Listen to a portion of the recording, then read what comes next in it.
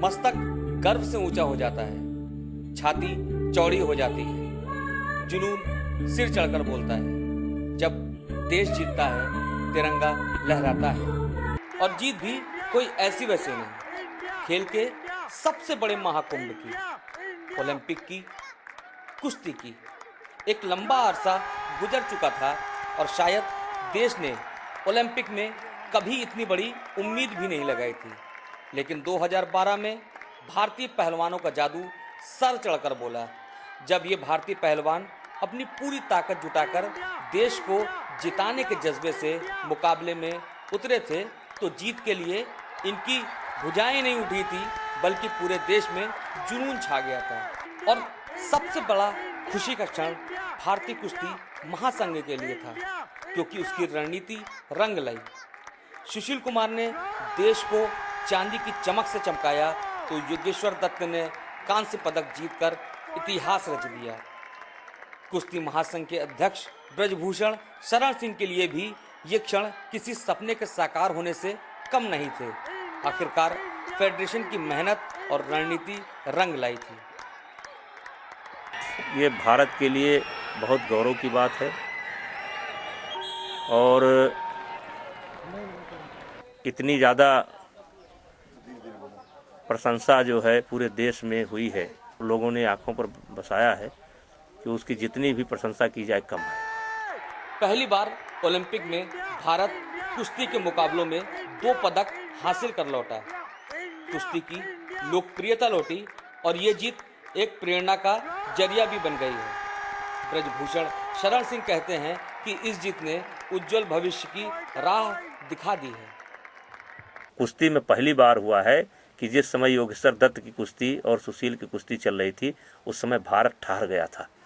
बड़ा सा बड़ा अधिकारी और गांव में बैठा हुआ गरीब से गरीब आदमी भी टीवी से चिपक करके बैठा था, और बच्चा जिसने कभी कोई कुश्ती देखा नहीं, जो अधिकारी नेता जो कुश्ती के बारे में जानते नहीं थे, वो चाहे जानते थे चाहे नहीं जानते थे, ये पहला अवसर था कि कुश्ती के नाम पर देश के बड़े बड़े से लोगों से लेकर के और नीचे तक भारत ठहर गया था।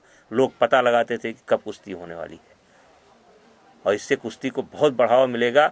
आज जहाँ भी अखाड़े चल रहे हैं, जहाँ भी स्टेडियम चल रहे हैं, अगर 50 बच्चे रहते थे तो इस समय 200-200 बच्चे हो गए हैं, 300-300 बच्चे हो गए हैं। और सबसे बड़ी बात यह है कि आज हम पहले अपने आप को कमज़ोर मानते थे, हम मानते थे कि हम ओलंपिक स्तर पर कमज़ोर हैं, लेकिन इस मेडल के आने के बाद जो हमारे खिलाड़ी हैं उनके मन में हौसला बढ़ा है और वो अब ये मान करके चल रहे हैं कि हमें ओलंपिक में मेडल लेना है। दरअसल भारतीय पहलवानी का इतिहास उतना ही पुराना है जितनी पुरानी इस देश की संस्कृति। युगों युगों से ये खेल भारत में खेला जा रहा है और एक जमाने में पूरी दुनिया में कुश्ती में भारत की तूती बोलती थी। तो पहले ये कुश्ती मिट्टी पर होती थी, ये गांव का खेल था, घर घर का खेल था और हर आदमी इस खेल को खेलता था।